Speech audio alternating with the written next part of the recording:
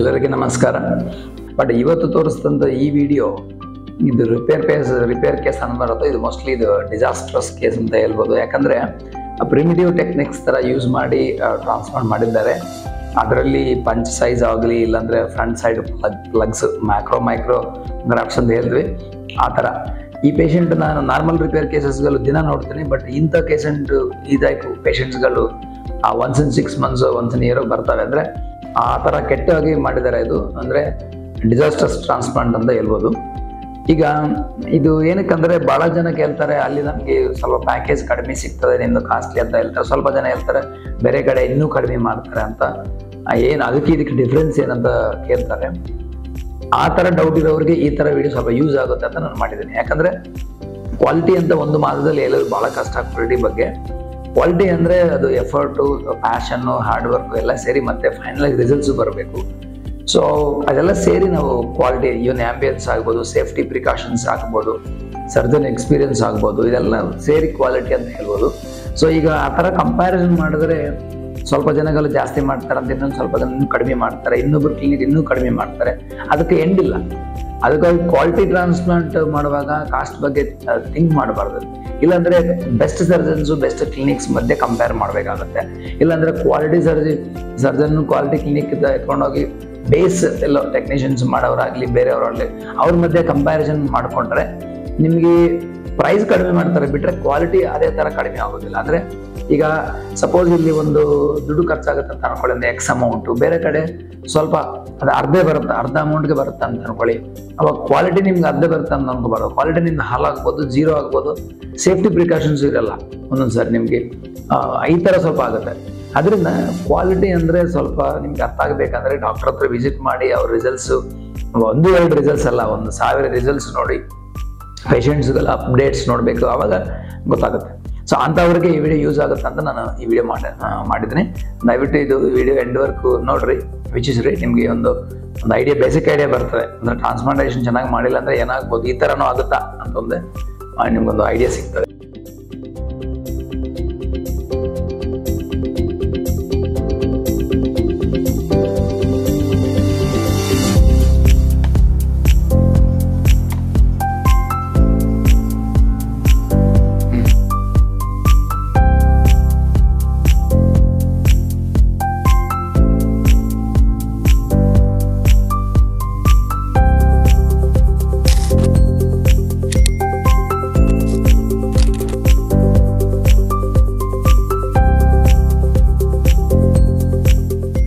ಈ transplantation patient ನಮ್ಮ consultation ಬಂದಿರುವಾಗ ಅವಾಗ ಬೇಸಿಕ್ ಥಿಂಗ್ ನನಗೇನು ಅರ್ಥ ಆಗಿದೆ ಅಂದರೆ, ಯಾರು ಮಾಡಿದರೆ ಅವರು ಫಸ್ಟ್ ಆಫ್ ಆಲ್ ಅವರಿಗೆ ಬೇಸಿಕ್ಸ್ ಎಸ್ಥೆಟಿಕ್ ಸೆನ್ಸ್ ಆಗಲಿ, ಬೇಸಿಕ್ ಸರ್ಜಿಕಲ್ ಪ್ರಿನ್ಸಿಪಲ್ಸ್ ಬಗ್ಗೆ ಐಡಿಯಾ ಆಗಲಿ, ಇಲ್ಲಾಂದರೆ ಟೆಕ್ನಿಕ್ಸ್ ಬಗ್ಗೆ ಐಡಿಯಾ ಆಗಲಿ, ಏನೂ ಐಡಿಯಾ ಇಲ್ಲ.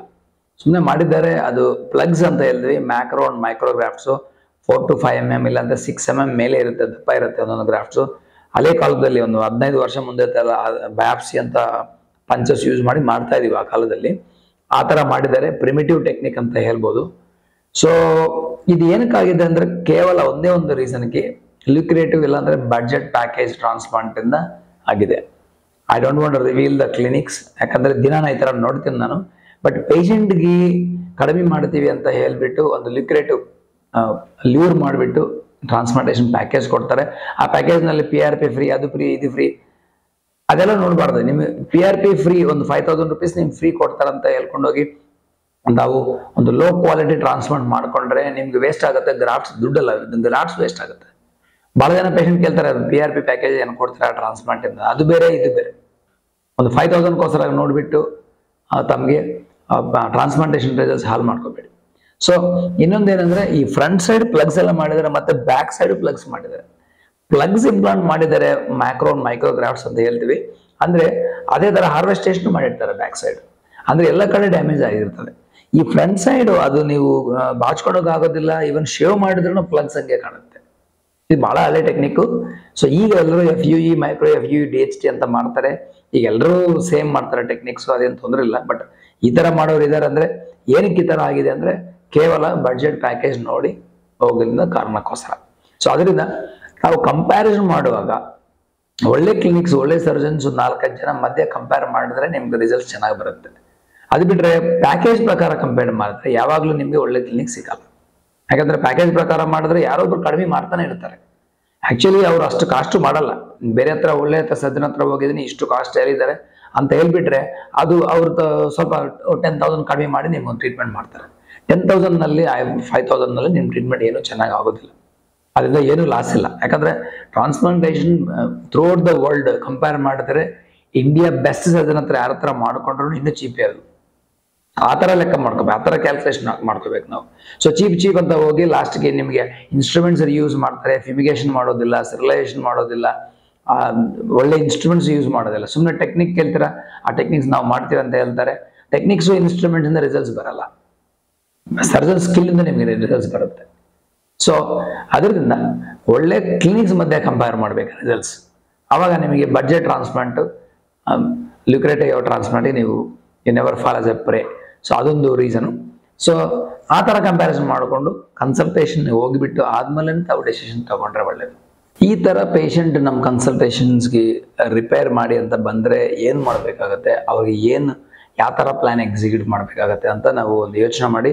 ಇದು ಆ್ಯಕ್ಚುಲಿ ಟೈಮ್ ವೇಸ್ಟ್ ಆಗುತ್ತೆ ಒಳ್ಳೆ ಸರ್ಜನ್ಸ್ಗೆ ಇದು. ಯಾಕಂದರೆ ಒಂದು ಸೆಷನ್ನಲ್ಲಿ ಆಗೋದಿಲ್ಲ ಇದು. ಇವ್ರಿಗೆ ಫ್ರಂಟಲ್ ಪ್ಲಗ್ಸ್ ರಿಮೂವ್ ಮಾಡಬೇಕು. ಆ ಪ್ಲಗ್ಸ್ ಎಲ್ಲ ಒಂದು 5-6 ಮಿಲಿಮೀಟರ್ ಸೈಜ್ ದಪ್ಪ ಇದೆ. ಅದು ರಿಮೂವ್ ಮಾಡಿದ್ರೆ ಅಲ್ಲಿ ಮತ್ತೆ ಇಂಪ್ಲಾಂಟ್ ಮಾಡೋಕ್ಕೂ ಸಾಧ್ಯ ಇಲ್ಲ.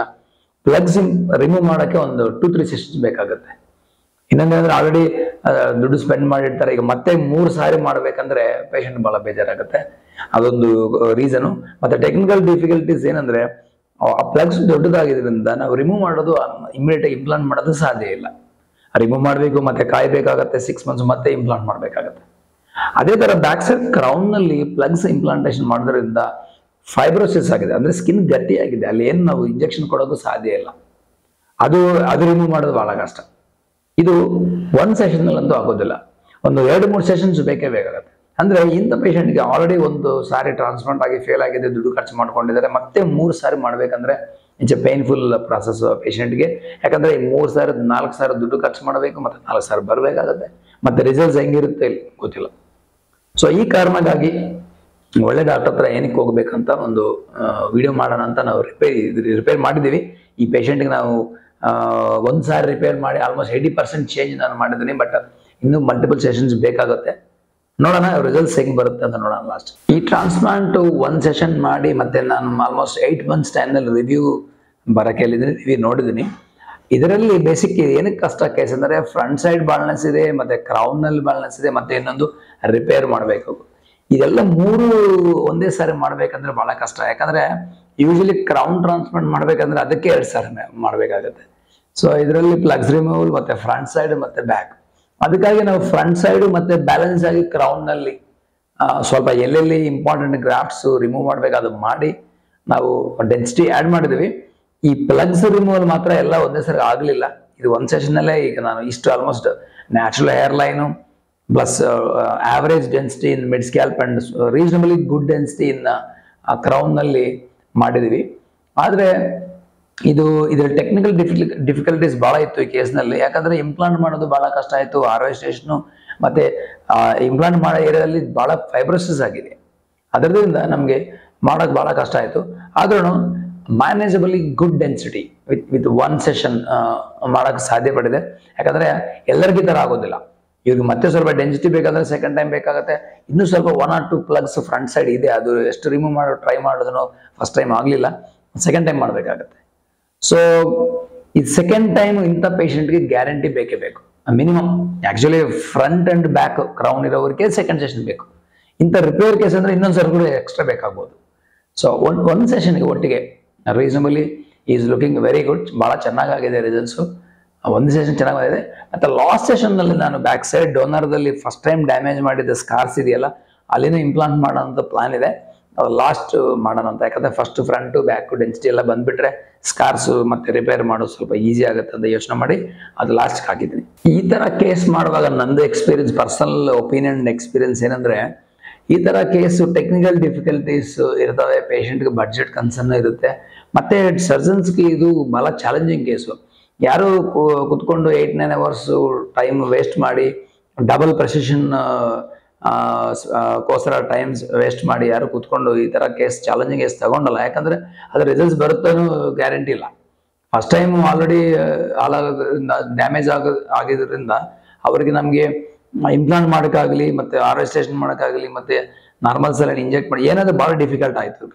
ಸೊ ಬೇರೆ most of the surgeons, most of the people ಈ ತರ ಕೇಸಸ್ ಬಂದ್ರೆ ಬೇಡ ಅಂತ ವಾಪಸ್ ಕಳಿಸ್ಬಿಡ್ತಾರೆ. ಯಾಕಂದ್ರೆ ಅದಷ್ಟು ಈಸಿ ಅಲ್ಲ, ಅವ್ರು ಯಾರಿಗಾದ್ರೂ ಟೈಮ್ ವೇಸ್ಟ್ ಆಗುತ್ತೆ. ಅದ್ರ ಬದಲು ಒಂದು 4-5 ಬೇರೆ ಕೇಸ್ ಮಾಡ್ಬೋದು, ಅಷ್ಟು ಸ್ಟ್ರೈನ್ ಆಗುತ್ತೆ. ಮತ್ತೆ ಒಂದೇ ಸೆಷನ್ ಅಲ್ಲಿ ಎಷ್ಟು ಮ್ಯಾಕ್ಸಿಮಮ್ ಬರುತ್ತೆ ಅಂತ ಹೇಳಕ್ಕೂ ಆಗೋದಿಲ್ಲ, ಅದು ಅಷ್ಟು ಎಕ್ಸ್ಪೀರಿಯನ್ಸು ಇರಲ್ಲ. ಅದಕ್ಕಾಗಿ ಇದು ಚಾಲೆಂಜಿಂಗ್ ಕೇಸ್. ಸೊ ಮತ್ತೆ ಬಡ್ಜೆಟ್ ಕನ್ಸರ್ನ್ ಇರ್ಬೋದು ಪೇಷಂಟ್ಗೆ, ಮತ್ತೆ ಪೇಷಂಟ್ ಹೈ ಎಕ್ಸ್ಪೆಕ್ಟೇಷನ್ಸ್ ಇರ್ಬೋದು. ಯಾಕಂದ್ರೆ ರಿಪೇರ್ ಕೇಸ್ ಎಲ್ಲ ಒಳ್ಳೆ ಸರ್ಜನ್ ಹತ್ರ ಬಂದಿದ್ರೆ ಚೆನ್ನಾಗಿ ಬರುತ್ತೆ ಅಂತ ಅವ್ರಿಗೆ ಒಂದು ಹೈ ಎಕ್ಸ್ಪೆಕ್ಟೇಷನ್ಸ್ ಇರುತ್ತೆ. ಅದೆಲ್ಲ ಬ್ಯಾಲೆನ್ಸ್ ಮಾಡ್ಬೇಕಾದ್ರೆ ಸೂಪರ್ ಕ್ವಾಲಿಟಿ ವರ್ಕ್ ನಾವು ಮಾಡ್ಬೇಕಾಗುತ್ತೆ.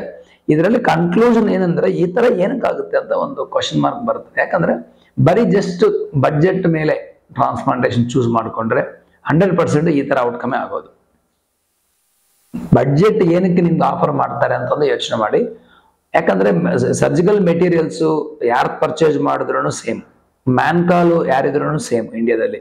ಅವಾಗ ಸೊ ಈಗ ಇದರಲ್ಲಿ ಟೆಕ್ನಿಕ್ಸ್ ಆಗ್ಲಿ ಅದೆಲ್ಲ ಸೇಮ್, ಬಟ್ ಸ್ಕಿಲ್ ಒಂದು ಡಿಪೆಂಡ್ ಆಗುತ್ತೆ. ಸರ್ಜನ್ ಸ್ಕಿಲ್ ಮೇಲೆನೆ ನಿಮ್ ಸರ್ಜರಿ ರಿಸಲ್ಟ್ಸ್ ಡಿಪೆಂಡ್ ಆಗಿದೆ, ಅದಕ್ಕೆ ನೀನ್ ಪೇ ಮಾಡ್ಬೇಕು. ಸೊ ಬೇರೆ ಕ್ಲಿನಿಕ್ಸ್ ನಿಮ್ಗೆ ಬಹಳ ಲೋಕಲ್ ಕ್ಲಿನಿಕ್ಸ್ ಅವ್ರು ಏನ್ ಮಾಡ್ತಾರೆ ಅಂದ್ರೆ ನಿಮ್ ಹತ್ರ ಪ್ಯಾಷನೇಟ್ ಸರ್ಜನ್ ಇರಲ್ಲ. ಯಾರೋ ಟೆಕ್ನಿಷಿಯನ್ಸ್ ಅಡ್ವರ್ಟೈಸ್ಮೆಂಟ್ ಮಾಡಿಬಿಟ್ಟು ಟೆಕ್ನಿಷಿಯನ್ಸ್ ಆಗಲಿ ಯಾರೋ ಅಂಡರ್ ಗ್ರಾಜುಯೇಟ್ಸ್ ಆಗಲಿ ಎಕ್ಸ್ಪೀರಿಯನ್ಸ್ ಇಲ್ಲ ಅಂತ ಡಾಕ್ಟರ್ಸ್ ಮಾಡ್ತಾರೆ. ಆವಾಗ ಪೇಷಂಟ್ಸ್ ಬೇಕು ಅವ್ರಿಗೆ, ಅವಾಗ ಆಫರ್ ಮಾಡ್ತಾರೆ, ಆಫರ್ ಕೊಡ್ತಾರೆ. ಸೊ ಅದರಿಂದ ನಿಮಗೆ ಆಫರ್ ಚೆನ್ನಾಗಿ ಕಾಣ್ತದೆ. ಮತ್ತೆ ಇನ್ನೊಂದು 3000 ಗ್ರಾಫ್ಟ್ಸ್ ಮಾಡ್ತೀನಿ ಅಂತ ಹೇಳ್ಬಿಟ್ಟು ನಿಮ್ಗೆ 6000 ಮಾಡ್ತೀನಿ 8000 ಮಾಡ್ತೀನಿ ಅಂತ ಅದೊಂದು ಆಫರ್ ಕೊಡ್ತಾರೆ. ಆ ಥರ ಚಾನ್ಸ್ ಇಲ್ಲ ಇಲ್ಲಿ ನಾವು ನೋಡ್ಬೇಕಾಗಿದ್ದು ಗ್ರಾಫ್ಟ್ ನಂಬರ್ ಅಲ್ಲ, ಕ್ವಾಲಿಟಿ. ಸೊ ಗ್ರಾಫ್ಟ್ ನಂಬರ್ ಕಡಿಮೆ ಮಾಡಿದ್ರು ಪರವಾಗಿಲ್ಲ, ನೀವು ಚೆನ್ನಾಗಿ ಬರಬೇಕು, ಇಲ್ಲಾಂದ್ರೆ ನೆಕ್ಸ್ಟ್ ಟೈಮ್ ಮಾಡೋಕ್ಕೂ ಸಾಧ್ಯ ಇಲ್ಲ. ಸೊ ಅದರಿಂದ ಒಳ್ಳೆ ಡಾಕ್ಟರ್ ಹತ್ರ ಹೋಗ್ಬೇಕು, ಬಹಳ ಮುಖ್ಯ. Hair transplant especially cosmetic surgery ಅಂತ ಫೇಸ್ ಮೇಲೆ ಬರೋ ಕಾಸ್ಮೆಟಿಕ್ ಸರ್ಜರಿ ಅಲ್ವಾ, ಅದರಿಂದ ನೋಡೋಕ್ಕೂ ಪರ್ಮನೆಂಟ್ ಆಗಿರ್ತದೆ. ಅದು ಡಿಸಾಸ್ಟರ್ಸ್ ಔಟ್ಕಮ್ ಬಂದ್ರೆ ಫಾರ್ ಎವರ್ ಅದು ಡಿಸಾಸ್ಟರ್ಸ್ ಆಗಿ ಕಾಣ್ತದೆ. ಮತ್ತೆ ಸೆಕೆಂಡ್ ರಿಪೇರ್ ಸರ್ಜರಿ ಮಾಡ್ಕೋಬೇಕಾದ್ರೆ ಇಂಡಿಯಾದಲ್ಲಾದ್ರೆ ಈ ತರ 1-2-3 ಸಾರಿ, ಬೇರೆ ಕಂಟ್ರಿ ಆದ್ರೆ ಆಲ್ಮೋಸ್ಟ್ 10 ಟೈಮ್ಸ್ ಜಾಸ್ತಿ ಕಾಸ್ಟ್ಲಿ ಆಗುತ್ತೆ. ಅದರಿಂದ ಒಳ್ಳೆ ಡಾಕ್ಟರ್ ಹತ್ರ ಹೋಗಿ ಒಳ್ಳೆ ಟ್ರಾನ್ಸ್ಪ್ಲಾಂಟೇಷನ್ ಮಾಡ್ಕೊಂಡ್ರೆ ಒಳ್ಳೇದಂತ ನನ್ನ ಅಭಿಪ್ರಾಯ. Thanks for watching our videos.